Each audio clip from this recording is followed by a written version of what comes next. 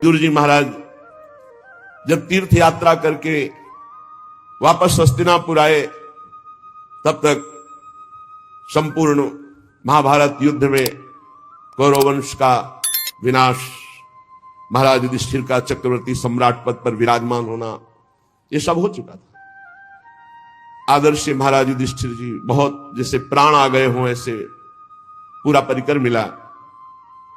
फिर अंदर महल में गए तो देखा धृतराष्ट्र जी को, तो एकांत की मांग की, कोई हमारे पास नहीं रहे। फिर धृतराष्ट्र जी से कहा, तुम्हें शर्म नहीं आती? तुम श्वान की तरह जीवन व्यतीत करो, अभी तुम्हें वैराग्य नहीं हुआ? बड़े कठोर वचन, ये कटु वचन क्या होते हैं? जाकर वैराग्य प्रज्वलित करते हैं। श्वान जैसा, जैसे टुकड़ा दे दो बस पड़ा रहता है। जिनको तुमने बचपन से नष्ट करने की कोशिश की, उन्हीं पांडवों के दिए हुए टुकड़े से पेट पाल कर अब कौन सा जीवन व्यतीत करना चाहते हो? उठो, अभी चलो हमारे साथ। महाराज धृतराष्ट्र भगवान की कृपा पात्र है, भगवान व्यासदेव जी द्वारा प्रकट है, कोई अज्ञानी नहीं है। युद्ध के पहले भगवान ने अक्रूर जी को भेजा था समझाने के लिए, जाओ धृतराष्ट्र को। तो धृतराष्ट्र को समझाया तो धृतराष्ट्र जी ने क्या उत्तर दिया था? बड़े ज्ञानी महात्मा धृतराष्ट्र जी, कोई साधारण नहीं है, वो लीला पात्र है। उन्होंने कहा, अक्रूर जी तुम बातें जितनी कह रहे हो सब मुझे पता है, मुझे ज्ञात है, मैं जान रहा हूं, पर मेरे हृदय में चमक कर अंतर ध्यान हो जाती है, इसका मतलब श्री कृष्ण कुछ करवाना चाहते हैं। अक्रूर जी मुझे सब ज्ञात है जो आप बोल रहे हो, मेरे हृदय में बातें चमकती हैं और अंतर ध्यान हो जाती है, इसका मतलब श्री कृष्ण कुछ करवाना चाहते हैं। और अक्रूर जी जो श्री कृष्ण करवाना चाहते हैं उसे कोई नहीं रोक सकता। महात्मा है धृतराष्ट्र जी। एकांत में हिमालय की भूमि पर एक पर्णकुटी बनाए और योगाभ्यास कराए। साक्षात मूर्तिमान धर्म है विदुर जी। इधर जब महल में प्रणाम करने के लिए महाराज युधिष्ठिर आए तो देखा ना तो धृतराष्ट्र है, न गांधारी, न विदुर जी। तो बहुत चिंतित, बहुत शोकित, शायद मेरे द्वारा कोई त्रुटि हो गई हो मेरे सेवा में, तो शंका करके वो चले गए हों। इतने में देवर्षि नारद जी आए और उन्होंने कहा, आपको चिंता करने की जरूरत नहीं है, आज के 5वें दिन महाराज धृतराष्ट्र का शरीर भस्म हो जाएगा। पर्णकुटी में जो गार्हपत्य आदि अग्नियां हैं वो अपने आप कुटी को जलाएंगे, कुटी में बैठे हुए धृतराष्ट्र भस्म होंगे और धृतराष्ट्र की देह को जलते देखकर गांधारी उन्हीं के साथ अपने शरीर को भस्म कर देंगी। ऐसा ही हुआ। 5वें दिन महाराज धृतराष्ट्र का शरीर पूरा हुआ, गांधारी जी पति के साथ भस्म हो गई। विदुर जी वहां से तीर्थ यात्रा को चले गए। देवर्षि नारद जी ये बता करके तुम्बुर गंधर्व के साथ स्वर्ग को चले गए। महाराज युधिष्ठिर एकांत में विचार करने लगे, क्या समय आ रहा है, सब नष्ट होता जा रहा है, ये लोगों का स्वभाव कैसे बदल रहा है। 7 महीना हो गए थे अर्जुन को द्वारिका गए हुए, अभी वापस नहीं आए थे। महाराज युधिष्ठिर ऐसे अपशकुन देखने लगे जिससे पता चलने लगा कि विनाश होगा। जिस समय जो ऋतु होनी चाहिए वो ऋतु नहीं, उल्टे समय में ऋतु। जब वर्षा होनी चाहिए तब सूखा, और जब वर्षा नहीं होनी चाहिए तो अपार वर्षा, फसल नष्ट हो जाना, लोगों को बड़ा दुख होना। और देखा कि प्रायः लोग क्रोधी हो रहे हैं, कौड़ी कौड़ी के लिए लोभ करने लगे हैं, झूठ बोलना स्वभाव बन गया है, मित्रता में छल और कपट हो गया है, माता पिता, सगे संबंधी, पति पत्नी, इनमें परस्पर झगड़ा होने लगा है। इसका मतलब है कि विनाश काल उपस्थित हो रहा है। जिसको देखो वो दंभी बनता जा रहा है, पाखंडी बनता जा रहा है, धन की प्रधानता हो गई है। युधिष्ठिर जी बहुत चिंतित हुए। युधिष्ठिर जी ने भीमसेन से कहा कि अर्जुन को हमने द्वारिका इसलिए भेजा था कि वहां जाकर पुण्य श्लोक भगवान श्री कृष्ण क्या करना चाहते हैं इसका पता लगाकर वो हमें बताएं आके। 7 महीने बीत गए, भीमसेन तुम्हारे छोटे भाई गांडीव धनुषधारी अर्जुन अभी तक लौटे नहीं और अपशकुन मुझे बहुत दिखाई दे रहे हैं। क्या वो समय आ गया क्या जिसे मेरा दुर्भाग्य कहते हैं? अर्थात क्या द्वारिकाधीश भगवान श्री कृष्ण अपनी लीला स्मरण कर लिए? क्योंकि मेरा हृदय घबरा रहा है अपने आप। ये संपत्ति, ये राज्य, ये स्त्री, ये प्राण, कुल, संतान, शत्रुओं पर विजय, सब कुछ श्री कृष्ण कृपा से प्राप्त हुआ है। देखो देखो वो आकाश में उल्कापात हो रहा है, पृथ्वी कंपायमान हो रही है, मेरे शरीर में भयंकर अपशकुन हो रहे हैं, पक्का कुछ न कुछ ऐसा हुआ है जो सुनने लायक नहीं है।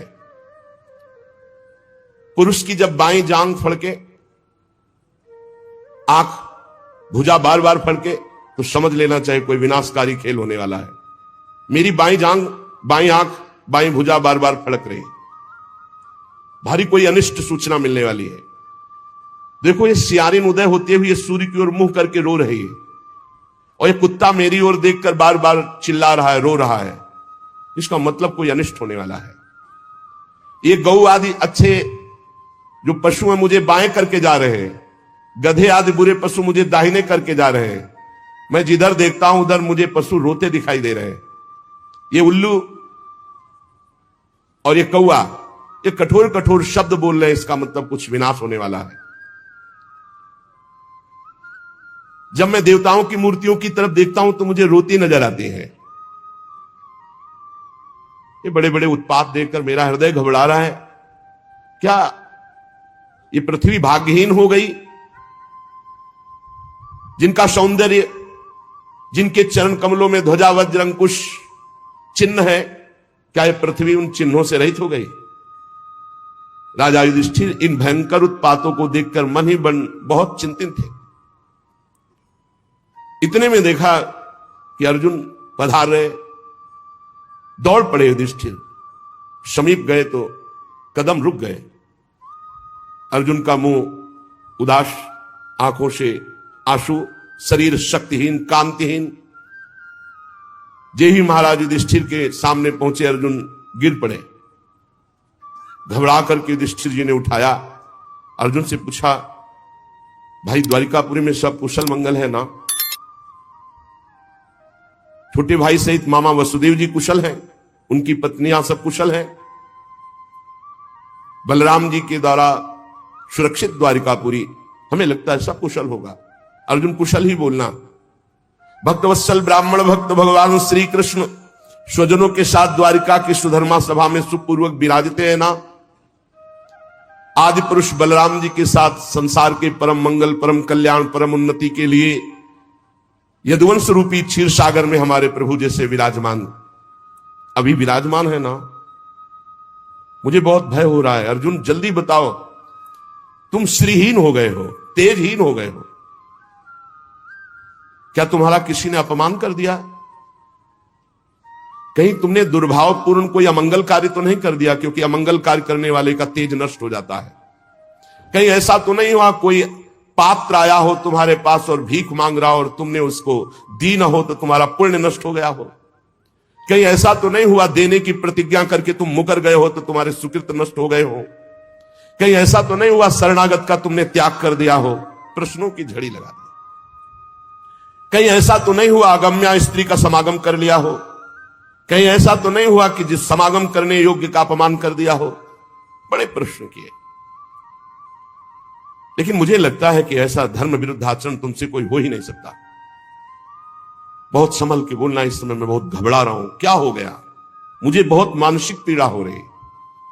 वैसे ही दुख से अर्जुन जी बड़े दुखी थे। जब इतने प्रश्न किए तो विषादग्रस्त आंसुओं की झड़ी अर्जुन की, शरीर कांप रहा है, मुख सूख रहा है, पीला पड़ गया है चेहरा, बस एकमात्र श्री कृष्ण के ध्यान में डूबे हुए हैं। काफी देर में साहस बटोर करके उन्होंने बोलना शुरू किया। अर्जुन ने कहा, महाराज मेरी आंखों से वो ओझल हो चुके हैं जो हमारे प्राण, हमारे जीवन, हमारे सखा, जो प्रेमवश रथ हाँकना, टहलना, दूत बनना, मित्रता का, अभिन्न हृदयता का व्यवहार करना, महाराज मैं लुट गया। प्रभु अंतर ध्यान हो गए। महाराज जिन्होंने मेरे भाई का घनिष्ठ रूप धारण किया वो परब्रह्म परमात्मा है, मैं समझ नहीं पाया। जिन्होंने मेरे मित्र का रूप धारण किया वो मुझे ठग लिया। मेरा पराक्रम बड़े बड़े देवता नहीं सह सकते थे, आज क्षुद्र बन के भीलों ने मुझे परास्त कर दिया, लूट लिया।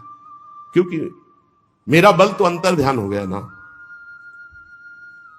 जैसे ये शरीर प्राणों से रहित मृतक कहलाता है महाराज, आज मैं वैसा हो चुका हूं। मेरे प्राण श्री कृष्ण अंतर ध्यान हो चुके हैं। मैंने उन्हीं के आश्रय से महाराज द्रुपद के घर में आए हुए कामोन्मत्त राजाओं का तेज अपहरण करके द्रौपदी को स्वयंवर में जीता। मैंने उन्हीं के आश्रय से गांडीव धनुष पर बाण चढ़ाकर मत्स्यवेद किया। भगवान की दिव्य शक्ति हर समय अर्जुन के साथ रहती थी। ये आज वही गांडीव हमारे हाथ में है, लेकिन मैं भीलों से नहीं जीत पाया। मैं लौट के आ रहा था भगवान के निज जनों को लेकर, लेकिन मेरे में सामर्थ्य नहीं रही, क्योंकि मेरे श्री कृष्ण अंतर है। वही गांडीव, वही भुजाएं जिसके बल से खांडोवन को, इंद्र को भी रोक करके अग्नि को तृप्त किया। उसी से मैदानों की रक्षा की जो आपकी सभा में जल में थल थल में जल का भ्रम करने वाली दिव्य सभा तैयार की थी। 10,000 हाथियों का बल रखने वाले जरासंध को ऐसे तिनके की तरह चिरवा दिया उन्हीं श्री कृष्ण ने भीम से। 20,000 राजाओं को मुक्त किया जो भैरव यज्ञ में बलि देने के लिए बंदी बनाए हुए था। महाराज हर तरह की विपत्ति में श्री कृष्ण सामने नजर आते थे।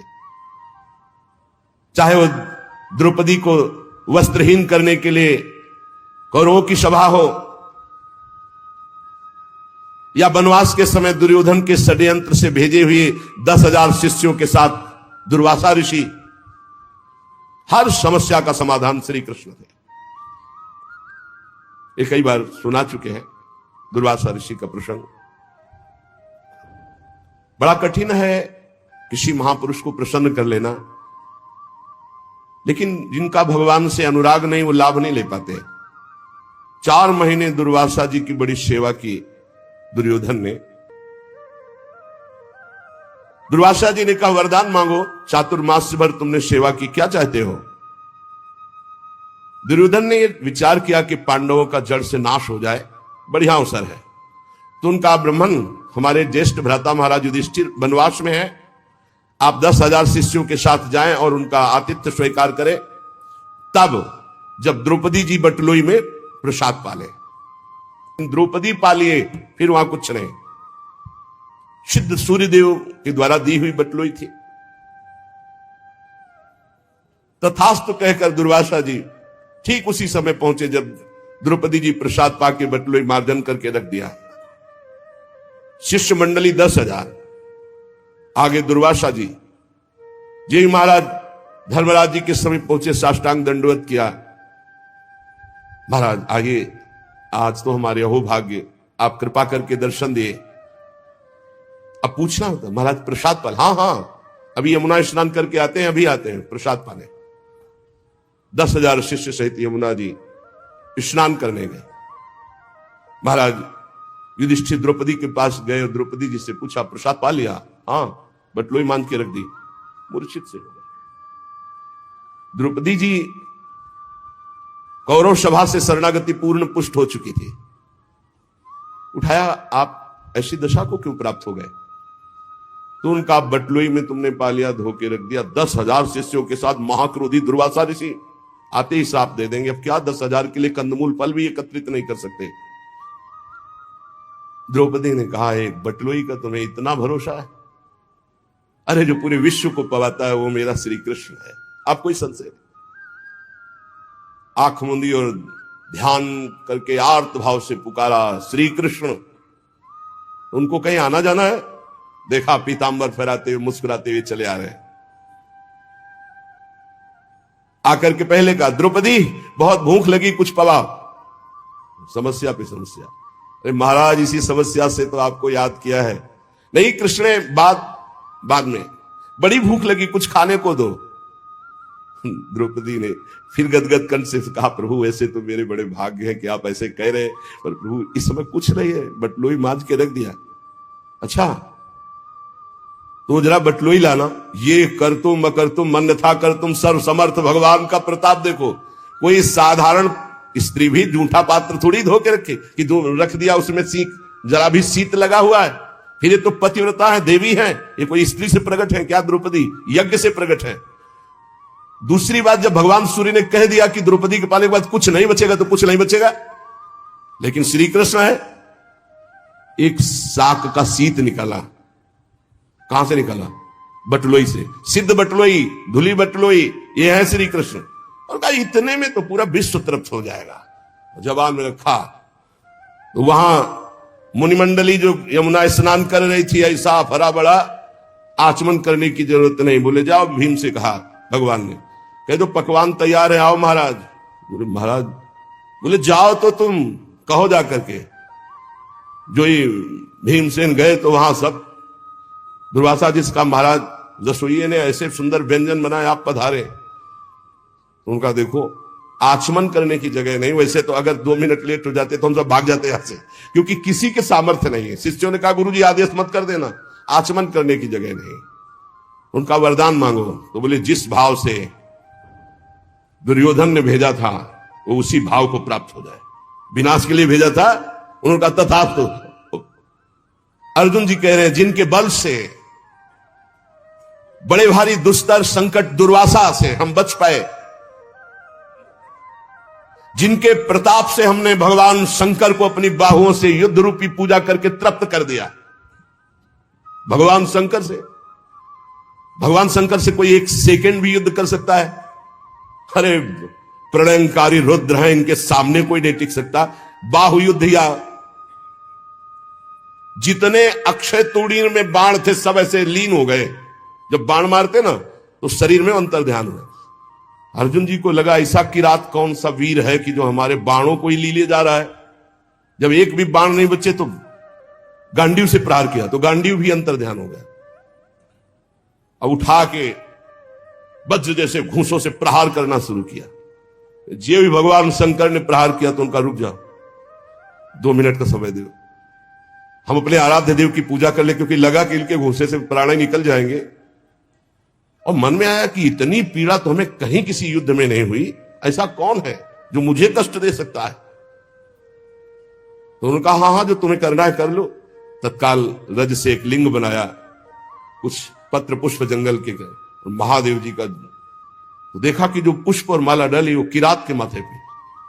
उनका प्रभु, तो बोले हाँ यही मैं देखने आया था कि तुम मेरे दिव्यास्त्र को रखने लायक हो कि नहीं। ये पाशुपतास्त्र ये साधारण नहीं है जो मैं तुम्हें देने जा रहा हूं, विश्व का विनाश एक क्षण में कर देगा, बहुत होश में। यही मैं देखना चाहता। उस समय भगवान शंकर को भी मैंने तृप्त किया युद्ध में, वो भगवान श्री कृष्ण के बल से। यत् तेजसाथ भगवान युद्ध शूली पाणिर विस्मापिता सगिरिजोस्त्र मदान निजम में, वो प्रसन्न होकर अपना निज अस्त्र मुझे प्रदान किया।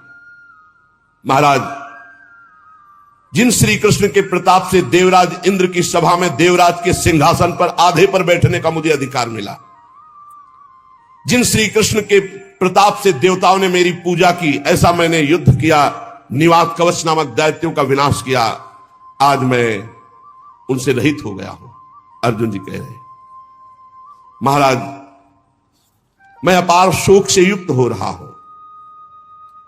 सोने बैठने टहलने, बड़ी बड़ी बातें भोजन आदि के समय बड़ी मजाक करना, और कभी कभी तो मैं उन्हें कह देता कि मित्र तुम तो बड़े सत्यवादी हो, तो हंस देते।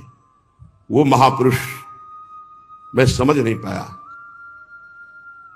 मित्र मित्र का जैसे अपराध सह लेता है, पिता पुत्र का अपराध सह लेता है, ऐसे मुझ दुर्बुद्धि का मजाक वो सहते। मेरे प्रिय सखा, मेरे प्रिय मित्र, नहीं नहीं मेरे हृदय, मेरे पुरुषोत्तम भगवान ने मुझे छल लिया। वो चले गए। मैं उनके निज जनों को द्वारिका से साथ ला रहा था, मार्ग में दुष्ट भीलों ने मुझे एक अबला की तरह हरा दिया। मेरे में कोई बल नहीं, वही गांडी, वही बाण, वही अर्जुन, कुछ नहीं कर पाया। लूट ले गए संपत्ति। वही मेरा गांडीव है, वही अक्षय तूणीर, वही बाण, वही रथ, वही घोड़े, वही रथी अर्जुन, पर मेरा सारथी नहीं, मेरे श्री कृष्ण नहीं, तो मैं परास्त हो गया, हार गया। लूट लिया भीलों ने। श्री कृष्ण के बिना मैं सार शून्य हो रहा हूं। क्या करूं? तुमने जितने ईश्वर संबंधियों की बात पूछी सब नष्ट हो चुके हैं। पता नहीं क्या हो गया, सब आपस में मदोन्मत्त होकर एक दूसरे को मार डाला। यदुवंशियों ने एक दूसरे को ही मार डाला।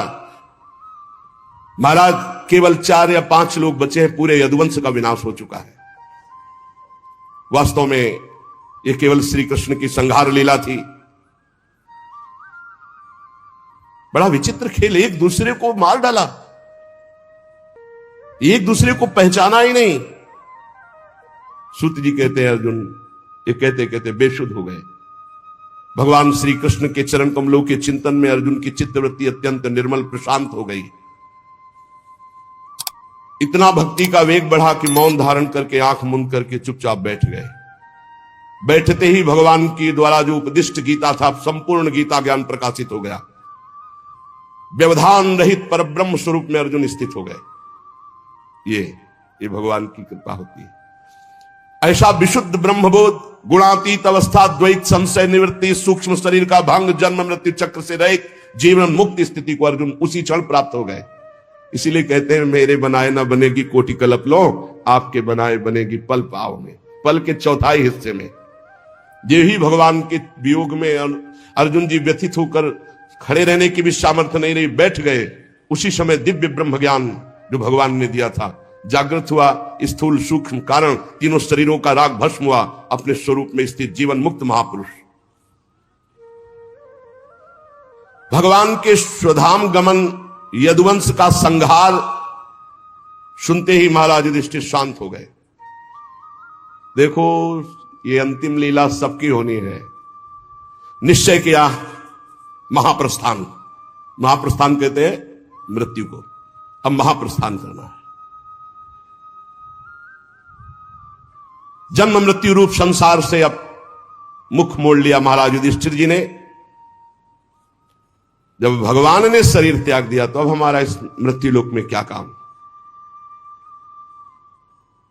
जिस समय भगवान श्री कृष्णचंद्र जी ने इस पृथ्वी से अपने शरीर को अंतर ध्यान किया, उसी समय पाप और अधर्म में फंसाने वाला कलयुग का राज्य लागू हो गया। उसी समय से महाराज युधिष्ठिर ने कलयुग का फैलना देखा।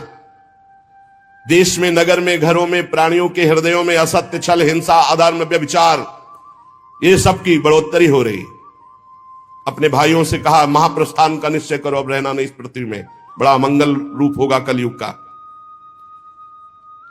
विनयी पौत्र महाराज परीक्षित जो अब कुछ सयाने हो चुके थे, गुणों में महाराज युधिष्ठिर के समान थे, समुद्र से घिरी हुई पृथ्वी के सम्राट पद पर हस्तिनापुर में महाराज परीक्षित का अभिषेक किया। और यहां मथुरा में सूरसेनाधिपति के रूप में अनिरुद्ध के पुत्र वज्र जी का अभिषेक किया। इसके बाद युधिष्ठिर जी ने प्राजापति यज्ञ करके आह्वानी अग्नियों को अपने में लीन किया और जड़वत होकर जैसे पागल बाल खोल लिए, सब वस्त्राभूषण उतार दिए, एक चीर वस्त्र लंगोटी धारण किया। भावना से वाणी को मन में, मन को प्राण में, प्राण को अपान में, अपान को उसकी क्रिया मृत्यु में, मृत्यु को पंचभूत शरीर में लीन कर दिया। शरीर को मृत्यु रूप अनुभव करके त्रिगुण में मिला दिया। त्रिगुण को मूल प्रकृति में, मूल प्रकृति को सर्व कारण रूपा प्रकृति में, प्रकृति को आत्मा में, आत्मा को ब्रह्म में विलीन करके जीवन मुक्त हो गए तत्काल। यह है भगवान के निज जनों का महामहिमामय स्वरूप। जीवन मुक्त, आवागमन मुक्त, पहले मुक्त, अब चीर वस्त्र धारण किया और नियम लिया कि मुख में ना जल जाएगा ना अन्न जाएगा। जब तक प्राण है ना अन्न ना जल। मौन, केस खोल लिए और बिना किसी को देखे सुने बोले निकल पड़े। पर ब्रह्म स्थिति उत्तर दिशा की ओर बढ़ते चले जा रहे हैं। भीमसेन, अर्जुन, नकुल, सहदेव, द्रौपदी, इन्होंने जब देखा कि भैया इस महाप्रस्थान को, तो ये भी महाप्रस्थान को भगवान श्री कृष्ण के चरणों का सब ध्यान करते हुए महाराज युधिष्ठिर के पीछे पीछे महाप्रस्थान। सबकी बुद्धि एकमात्र कृष्णाकार, सबकी बुद्धि श्री कृष्ण में लगी हुई। फलतः एक एक गिरते जा रहे हैं। भीमसेन बताते जा रहे हैं, द्रौपदी गिरी, नकुल, सहदेव हिमालय में, एक बार भी पीछे मुड़कर नहीं देखा। अर्जुन गिरे, भीमसेन में अकेले महाराज, सीधे विमान आया था महाराज युधिष्ठिर जी के लिए, और ये शरीर छोड़कर दिव्य लोक को पहले ही प्राप्त हो गए। भगवान के प्यारे भक्त पांडवों के महाप्रयाण की इस पवित्र मंगलमयी कथा को जो पुरुष सुनता है वो निश्चय ही निष्पाप होकर मोक्ष को, भगवत धाम को प्राप्त होता है। पांडवों का महाप्रयाण,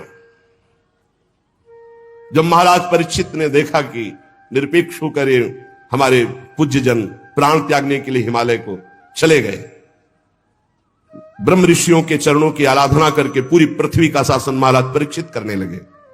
यहां से जाना है, देखो सब कितना वैभव, सब क्या है, शरीर छोड़ा, भजन है तो ठीक है, भजन नहीं तो व्यर्थ है, सब नौटंकी नाटक है, 4 दिन का, मरने के बाद कुछ नहीं, और सबको मरना पड़ता है भाई। जब भगवान अंतर ध्यान हो गए, ये महापुरुष अंतर ध्यान हो गए, तो अपने लोग तो घास फूस की तरह है। महाराज परीक्षित उत्तर की पुत्री इरावती से विवाह किया, उनके जन्मेजय आदि 4 पुत्र हुए। कृपाचार्य को आचार्य बनाकर गंगा तट पर 3 अश्वमेध किए महाराज परीक्षित ने, और ब्रह्म ऋषियों को खूब पुष्कल दक्षिणा दी। यज्ञ में